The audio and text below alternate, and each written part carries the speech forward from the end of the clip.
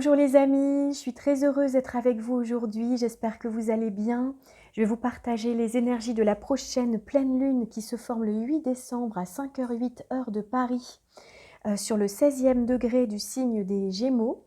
Donc la lune sera sur ce degré du signe et le soleil lui fera face à 16 degrés du signe du Sagittaire. Donc vous savez, le moment de la pleine lune, on trouve donc les deux luminaires en opposition. Donc le disque lunaire est complètement éclairé par la lumière du soleil. Et donc c'est un moment d'équilibrage, de réajustement, de prise de conscience, de récolte. On arrive à l'apogée du cycle lunaire.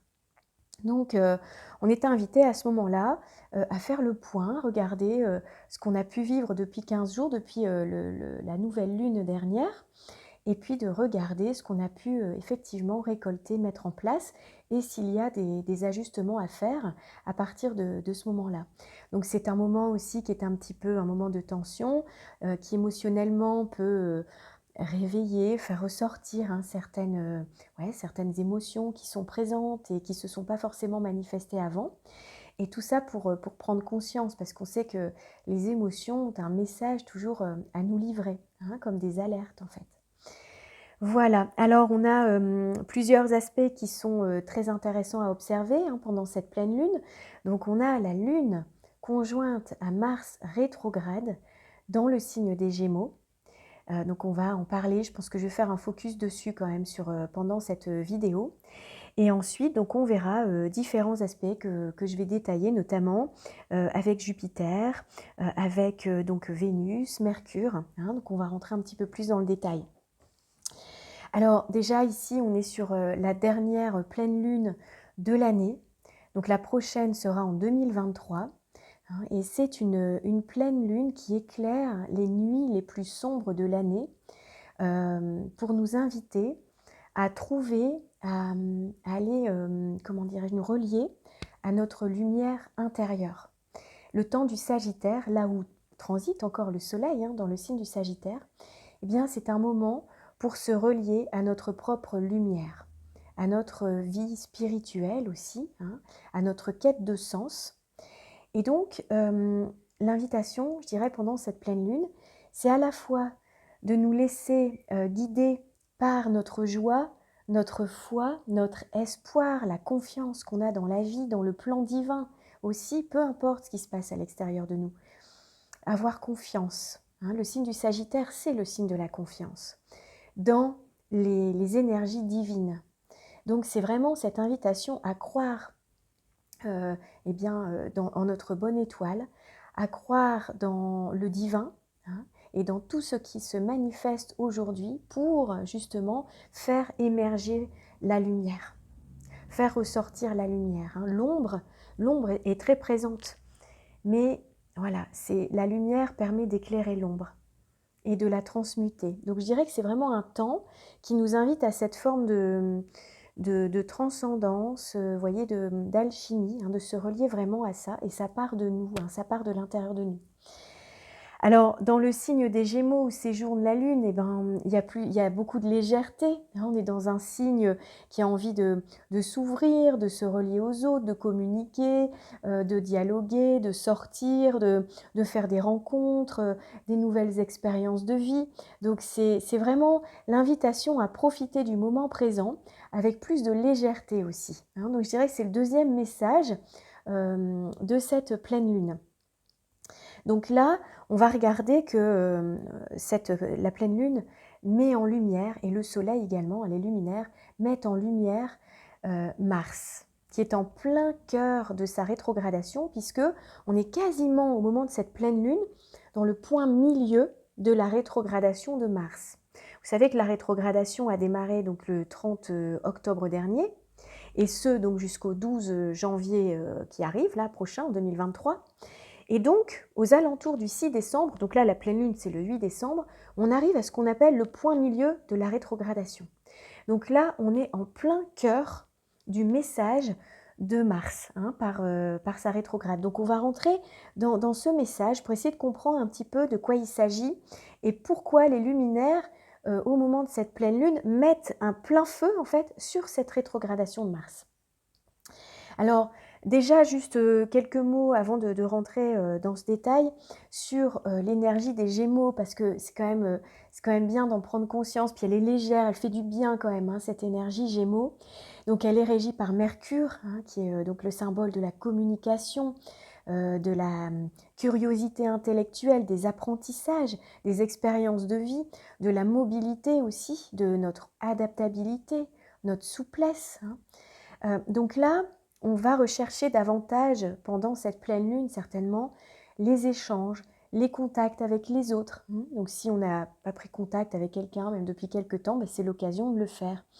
Donc il est capable là, Mercure, de s'adapter aux autres, de s'adapter à ses interlocuteurs. Et je dis ça parce que c'est important, on va voir après pourquoi, avec Mars qui est rétrograde, on va regarder, hein, mais c'est justement bien important de comprendre cette énergie des Gémeaux.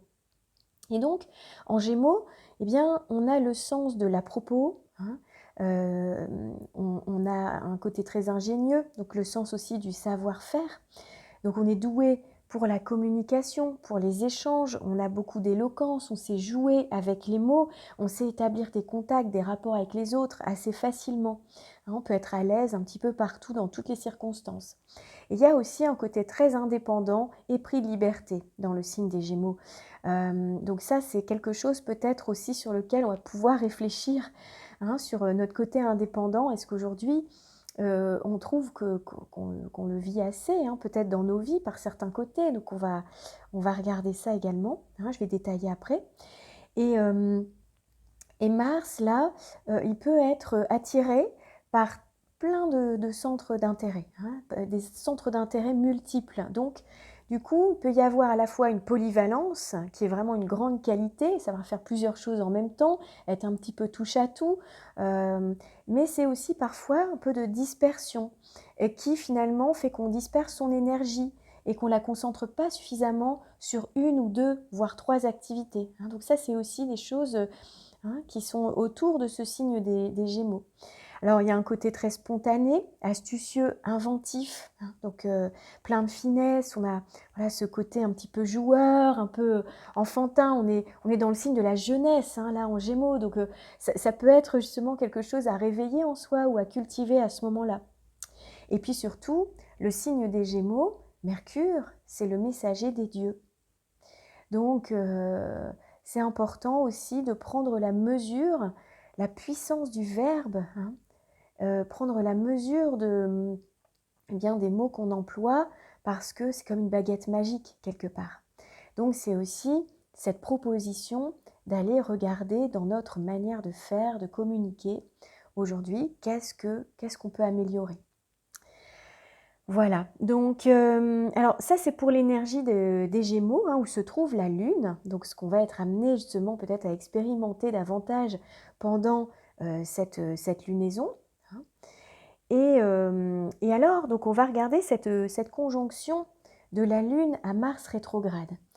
Donc vous savez que quand une planète rétrograde, c'est l'occasion de revenir sur des dossiers qui n'ont pas été clôturés, qui n'ont pas été terminés, sur des aspects de nos vies qui demandent d'être revus, réévalués, réinventés, transformés. Donc c'est un temps de réflexion et de ralentissement exprès pour qu'on puisse justement regarder. Parce que quand on avance trop vite, quand on est le nez dans le guidon quelque part, c'est difficile de prendre du recul pour observer ce qu'on pourrait améliorer ou revisiter. Donc c'est vraiment un moment qui est offert, même si parfois, là, notamment pour Mars, ça peut jouer, hein, sur notre impatience parfois, hein, mais c'est quand même un moment d'acceptation peut-être de ce temps-là pour travailler sur soi, réévaluer une situation ou des situations notamment, ouvrir une nouvelle voie, pourquoi pas aussi. D'autant que, bon, on a quand même eu là ce carré à Neptune, hein, avec, on va voir avec Mars rétrograde, donc on a pu se sentir quand même là vraiment ralenti, ne plus voir le chemin. Le chemin a pu disparaître, hein. C'est-à-dire avoir la sensation qu'on ne voit plus le chemin à suivre. Donc l'idée là, c'est vraiment d'accepter quelque part ce temps en lâchant prise, en disant ok, c'est pour un mieux en fait après, pour pouvoir redéfinir ce qui aujourd'hui pouvait être, ce qui depuis quelque temps pouvait être pesant, ce qui pouvait faire obstacle, qui pouvait être fatigant même parfois. Donc c'est vraiment cette occasion, j'allais dire, hein, c'est Mars qui rétrograde tous les 2 ans, cette occasion de se réinventer, d'ouvrir peut-être de nouvelles voies. Voilà, donc ça, c'est vraiment un cadeau en fait, hein. Alors, du coup, Mars, c'est la planète de l'action.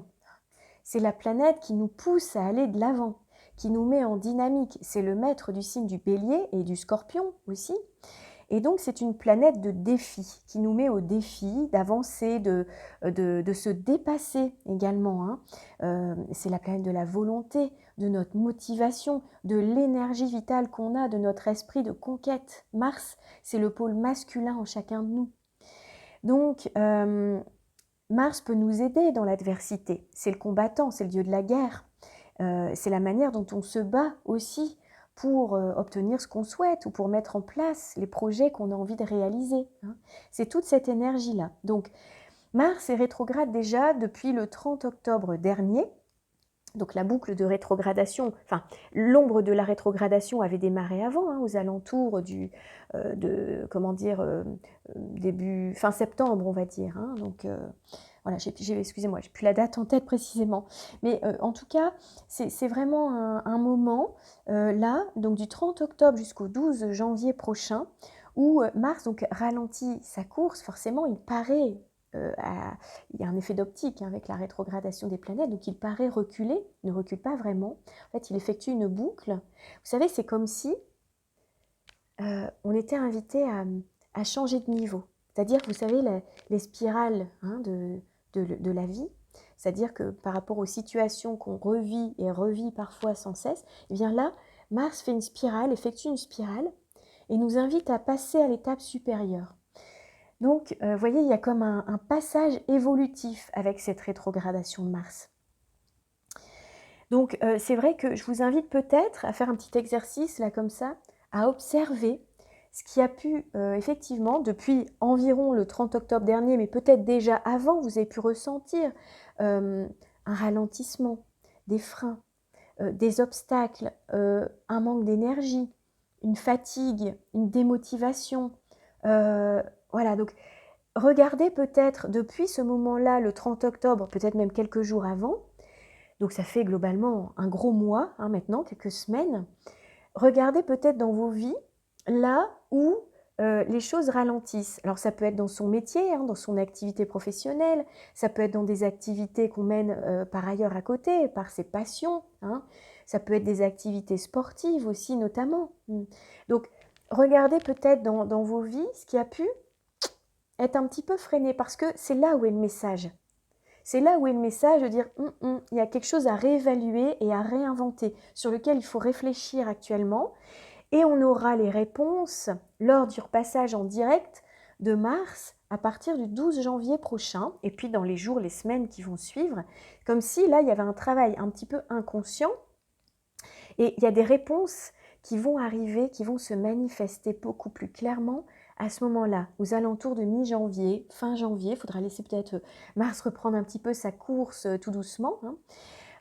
Voilà, donc je vous dis tout ça parce que je pense que c'est quand même un moment qui est très important, et d'autant que j'ai revérifié également depuis quand Mars s'était trouvé donc en carré à Neptune, parce que vous savez, on en a déjà parlé, je vous remontre en fait comme ça, mais donc Mars ici donc en Gémeaux il termine là son carré à Neptune, hein.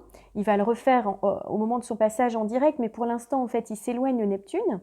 Mais c'est vrai que depuis quelques semaines, Mars, on va dire, même j'ai regardé depuis le 25 septembre, donc ça fait quasiment 2 mois et demi, que Mars formait un carré à Neptune. Donc le carré à Neptune formé par Mars, c'est quelque chose, une information très importante à écouter.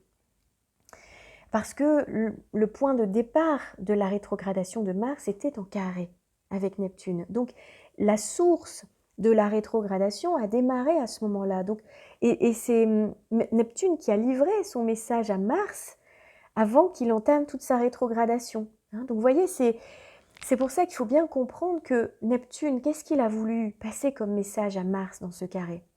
Parce qu'un carré, c'est fort, hein, c'est un aspect puissant qui demande de relever un défi, qui demande effectivement un changement de forme, de prendre une décision pour modifier les choses. Et donc, là, Neptune, eh bien, ce qu'il a dit à Mars, je crois, j'interprète comme ça, c'est on va dissoudre certaines manières d'agir comme on agissait avant. Parce que c'est la planète de l'action, Mars, hein, comme je viens de vous le repréciser notamment. Donc on va dissoudre ça. Et pour pouvoir le changer. Et vous savez que Neptune, c'est la planète de l'inspiration divine. C'est la planète qui nous relie à notre idéal, à nos rêves les plus fous, à nos rêves les plus beaux. C'est la planète du divin, du lien au divin, à notre dimension mystique, spirituelle, qu'on a tous, on est tous des êtres divins. Et l'invitation, c'est de prendre conscience, de se rappeler, parce qu'on le sait déjà, pour nombre d'entre vous, vous le savez tous, mais nous sommes des êtres divins venus expérimenter ici dans la matière une expérience humaine. Et donc la Neptune, il vient faire un petit rappel à Mars en disant « Hé, avec le carré, on va quand même, dans notre manière d'agir, se rappeler que le but c'est d'agir pour peut-être une cause, ou en tout cas avec du sens, d'agir avec ce qui a du sens pour nous, avec plus de sagesse, plus de conscience. C'est ça le message de Neptune. Donc dissoudre peut-être d'anciennes manières de fonctionner, depuis longtemps même parfois, hein, pour intégrer. Ça ne veut pas dire qu'il faut tout changer, mais intégrer une part divine, c'est-à-dire avec du sens. Pourquoi je fais ça? Pourquoi je me mets en action? Quel est le sens? Qu'est-ce que je sers? Qu'est-ce que je sers? C'est ça.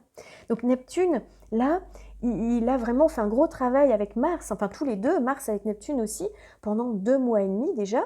Et donc là, Mars maintenant continue sa rétrogradation.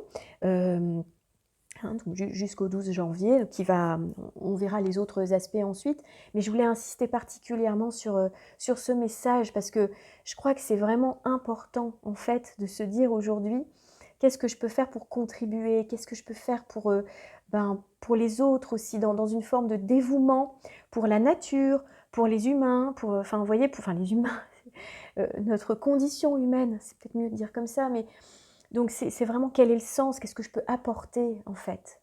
Voilà. C'est puissant, hein, Neptune est très puissant. Hein. Et donc tout ça, peut-être qu'il y a des réponses qu'on n'a pas encore aujourd'hui, mais qui vont pouvoir naître et arriver au mois de janvier. Voilà, alors j'ai fait un peu une longue parenthèse là-dessus, mais je pense que c'est quand même vraiment important ce message. Alors, on va regarder plus concrètement dans nos vies, ce Mars en Gémeaux rétrograde que la Lune et le Soleil viennent éclairer de mille feux là. Hein, donc, Mars en Gémeaux, eh bien, c'est notre communication, les arguments qu'on utilise aussi pour se défendre. Ce sont les moyens de communication qu'on utilise aussi. Hein. Les moyens de transport également. Voilà, donc on va voir un petit peu tout ça par rapport aux questions que ça peut venir soulever et que je vous invite peut-être, si ça vous parle, s'il y a peut-être une question en particulier qui résonne en vous, dans ce que je vais vous lister, eh bien voilà, peut-être qu'il y a quelque chose, un message pour vous. Donc, par rapport à votre situation, eh bien Mars peut venir réveiller une certaine curiosité intellectuelle, une envie de s'informer autrement, une envie d'apprendre, de comprendre, hein, de mener des réflexions, ou peut-être de réfléchir avant d'agir aussi. Donc c'est voilà, des questions autour de cette compréhension intellectuelle, cette curiosité intellectuelle aussi, la manière, hein, effectivement, comme on s'informe, ou parfois on se désinforme hein, par certains médias, donc de prendre conscience peut-être de ça. Alors, c'est aussi un temps de réflexion pour trouver, tout doucement, des nouvelles solutions. Alors, ce n'est pas forcément maintenant qu'on va les trouver, mais peut-être après la rétro de Mars, eh bien, il y a parce que Mars en Gémeaux, c'est comme un magicien. Il trouve des solutions, il est inventif, il est ingénieux, il est une dextérité, une habileté aussi avec les mains, il est habile, il est malin, il est rusé. Et donc, ce Mars en Gémeaux peut aider à trouver des solutions, j'allais dire pratico-pratiques, pour améliorer des situations. Donc, vous voyez peut-être dans votre métier, vos activités aussi, ou au quotidien même, comment on peut améliorer les choses. C'est aussi un Mars qui est polyvalent, qui a plein de centres d'intérêt. Donc la question serait, pourquoi pas regarder comment je peux diversifier mes activités. Ça, c'est possible aussi. C'est peut-être un bon moment pour se dire, tiens, est-ce que je reprends une formation, des études? Est-ce qu'il y a un sujet en particulier qui m'intéresse, pour lequel j'ai envie de m'informer, qui va me permettre après d'agir aussi autrement? Voilà. Bon, après, il y a des questions notamment autour aussi de la mobilité, du déplacement, des moyens de transport. Est-ce que ça a besoin de changement, de nouveautés? Est-ce qu'on a besoin de changer les choses? Après, c'est également des questions concernant notre souplesse, notre adaptabilité. Est-ce que dans ma vie, je trouve que je suis assez souple par rapport à certaines situations? Mars, en Gémeaux, c'est le lien également à notre fratrie, nos frères et sœurs, au voisinage, à la proximité. Donc c'est peut-être regarder comment je suis en lien avec ces personnes-là dans ma vie. Est-ce que je peux aussi changer les choses dans la communication avec eux, notamment? Et Mars représente aussi donc la colère, l'impulsivité, notre agressivité. Donc peut-être que c'est l'occasion de se dire, tiens, est-ce que dans ma vie, par moment, je peux être agressif ou en colère? Et peut-être est-ce que j'ai envie de changer ça, de revoir ça, pour mettre plus de douceur, plus de baume, hein, avec Neptune, là, avec le message de Neptune, plus de baume, plus de rondeur, plus de douceur, de gentillesse, Parfois aussi, on peut s'en vouloir, des fois d'être un petit peu en colère, d'être un petit peu agressif, même avec son entourage, ça peut arriver. Pas toujours facile de vivre ensemble, c'est pas toujours simple. Donc, se dire, tiens, comment ça, je peux faire la demande aussi, parce que Neptune, c'est le lien avec nos guides, avec ce en quoi vous croyez, hein, dans les plans supérieurs, mais on peut leur demander de nous apporter des solutions pour améliorer ça. Voilà. Donc, voilà la parenthèse que je voulais faire. C'est quand même une assez longue parenthèse sur la rétrogradation de Mars. Mais comme là, on est au point milieu, on est en plein cœur de cette rétrogradation, c'est bien de faire le point. Et puis les luminaires, hein, qui éclairent, ça c'est vraiment très important. Alors, Mercure, qui est le maître de cette lunaison, eh bien, il se trouve en Capricorne. Donc là, eh bien, l'esprit est clair, discipliné, pratique, organisé. Donc ça nous aide à trouver aussi des solutions rationnelles, hein. C'est un peu l'esprit rationnel, scientifique, Mercure en Capricorne. Donc, il agit avec logique, avec pragmatisme. Il donne un côté travailleur, un peu infatigable, hein, sur le plan intellectuel. On a envie de comprendre. On a envie d'apprendre. Donc c'est un petit peu en lien aussi avec cette pleine lune, hein, qui se trouve en Gémeaux et Mars rétrograde. Là, Mercure, eh bien, il a du coup un message important, comme c'est le maître de cette pleine lune. Donc il a besoin, Mercure, de comprendre, hein, d'avoir des preuves. Donc il a envie de chercher. Et il est productif, il est consciencieux et parfois il est méditatif. Donc c'est bien aussi de s'offrir des temps un petit peu de contemplation, de méditation, de prendre son temps, hein, d'aller étape par étape dans la construction et la compréhension. Je dirais que c'est ça. On est chez Saturne là en Capricorne, hein. Alors si on regarde Saturne justement, il est extrêmement bien relié à cette pleine lune en trigone, donc à Mars et à la pleine lune et en sextile au soleil. Donc là, c'est vraiment un aspect très constructif.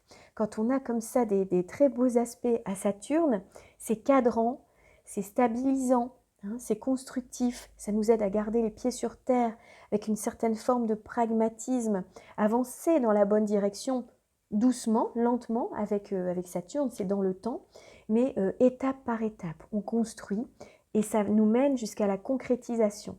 Donc il est possible que là déjà, il y ait des premières choses, peut-être dans des projets que vous aviez laissés et que vous avez repris, ou d'anciennes passions que vous avez décidé peut-être de reprendre, ou dans la construction de tout doucement ce que vous êtes en train de préparer pour la suite. Eh bien, il y a quelque chose qui aide à construire pas à pas, hein, de manière stable et durable aussi. Donc ça, c'est un très très bel aspect, hein, qui permet d'approfondir et d'avancer dans une forme de concentration aussi. Voilà, donc ça, c'est Saturne qui soutient énormément donc nos projets, cette pleine lune aussi. Et alors, je voulais juste, peut-être pour terminer, eh bien, parler du carré de Jupiter comme on a parlé de Saturne, souvent on regarde les deux ensemble, hein, Jupiter et Saturne. Donc Jupiter termine sa course en Poisson et à partir du 20 décembre, il entrera dans le signe du Bélier. Donc là, pour l'instant, donc il est sur le 29e degré du signe des Poissons et il forme donc un carré à Vénus et à Mercure. Donc Jupiter en carré, eh bien, ça peut donner un peu des excès. Donc c'est jamais bien méchant, mais il faut quand même faire attention parce que souvent on ne voit pas le danger. On peut être un peu excessif sans s'en rendre compte. Donc là, du coup, avec Vénus, c'est sûr que ça peut donner aussi un bon moral, une humeur joyeuse, une envie de s'ouvrir aux autres, hein, d'être dans l'échange, parce que là, Jupiter demande à Vénus, quelque part en carré, de s'ouvrir aux autres, hein, de rencontrer les autres, de créer du lien. Et puis c'est bon pour la créativité aussi, hein. Jupiter, là, il incite, il demande de se créer des opportunités, de créer sa chance. Pourquoi je parle de Jupiter aussi comme ça? Parce que c'est encore le maître de cette lunaison, puisque le Soleil se trouve donc en Sagittaire, donc il est chez Jupiter. C'est important de regarder aussi le message de Jupiter. Et là, il est en carré à Mercure, qui est le maître de la pleine lune. Donc, vous voyez, il y a un carré entre... Alors, je parlais de Vénus, pardon, je suis passée un peu du coq à l'âne, mais je vais revenir après sur Vénus, juste pour dire que les deux maîtres de cette pleine lune, donc Mercure et Jupiter, forment un carré ensemble. Donc là, il se passe des informations et puis ils ne sont pas tout à fait d'accord. Il y a un équilibre quand même à trouver. Donc, Mercure qui est en carré à Jupiter, eh bien, ça incite fortement à l'ouverture d'esprit, à s'ouvrir à de nouvelles idées, à être en quête de vérité.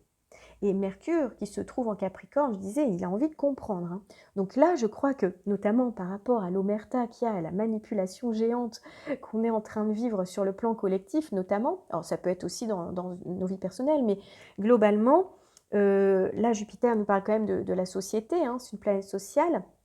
Là, on est quand même en quête de vérité en ce moment. Il y a vraiment des choses là qu'on est en train quand même de comprendre. Alors parfois on peut aussi mal juger certaines situations avec le carré Mercure-Jupiter. Donc il faut quand même faire attention aux erreurs d'appréciation, aux excès, hein. Donc faire attention à nos paroles, hein, parce qu'on peut être un peu excessif. Et notamment la Lune en conjonction également à Mars peut donner de l'impulsivité, hein, peut donner de la colère. Donc il faut quand même faire attention justement à contrôler aussi ces paroles, ces mots, hein, c'est important. Et voilà. Alors par contre, pour revenir donc sur Jupiter et Jupiter carré à Mercure, pardonnez-moi s'il y a une dispersion, Mars rétrograde en Gémeaux, je fais ce que je peux. Donc c'est vraiment la preuve, hein, que c'est parfois un petit peu, faut se concentrer, quoi. Donc Jupiter en carré à Mercure, eh bien, peut donner parfois aussi des incompréhensions, hein. Donc il faut quand même aussi bien faire attention à ça, mais globalement, c'est un temps quand même qui est bon pour les échanges, pour les négociations, pour les contrats, les déplacements qui vont également augmenter. Juste attention justement aux excès et aux erreurs d'appréciation. Je crois que c'est surtout ça. Et pour terminer, sur Jupiter carré Vénus, puisque j'avais quand même parlé de ça juste avant, eh bien oui, c'est une invitation à s'ouvrir, hein, à être d'humeur joyeuse. On est quand même là avec les Vénus et Jupiter, les deux bénéfiques, hein, quand même du zodiaque, donc c'est pas bien méchant, mais on peut avoir des excès de plaisir de la vie, des excès de dépenses, donc attention à son porte-monnaie quand même, surtout qu'on n'est pas très loin des fêtes, voilà. Mais globalement, c'est quand même un aspect, je dirais, moi je le vois comme ça, assez joyeux, d'ouverture, qui est bon pour la créativité, hein. Alors pour résumer, avant de terminer, je dirais attention quand même aux excès, attention à une communication qui serait un petit peu qui s'emballe, on va dire, avec Mars. Mars c'est la pleine lune, où on peut être un peu dans la colère, dans les mots qui fusent, dans une forme d'impulsivité. Donc voilà, modération, je dirais, hein, par rapport à ça. On a quand même Saturne qui est en trigone et en sextile au luminaire, qui vient quand même beaucoup temporiser, hein. C'est aussi un peu le garde-fou, c'est vraiment... Donc je pense que quand même on est aidé, hein, on est vraiment bien aidé pendant cette pleine lune. Voilà, en tout cas je la trouve très encourageante. Et voilà, il y aura encore beaucoup de choses à dire, mais j'ai déjà parlé une demi-heure, je pense que c'est bien. Je vous souhaite une merveilleuse pleine lune. J'étais très heureuse de partager ce moment avec vous. Je vous remercie infiniment pour vos messages, pour vos likes, pour votre présence. Ça me fait du bien, ça me touche énormément. Et voilà, je suis disponible pour les accompagnements personnalisés, mais plus à partir de début janvier, parce que je prendrai quelques jours fin d'année aussi en famille, comme vous certainement aussi. Voilà, en tout cas, je vous retrouve très prochainement pour eh bien, la prochaine nouvelle lune. Et je vous embrasse, prenez soin de vous, à bientôt.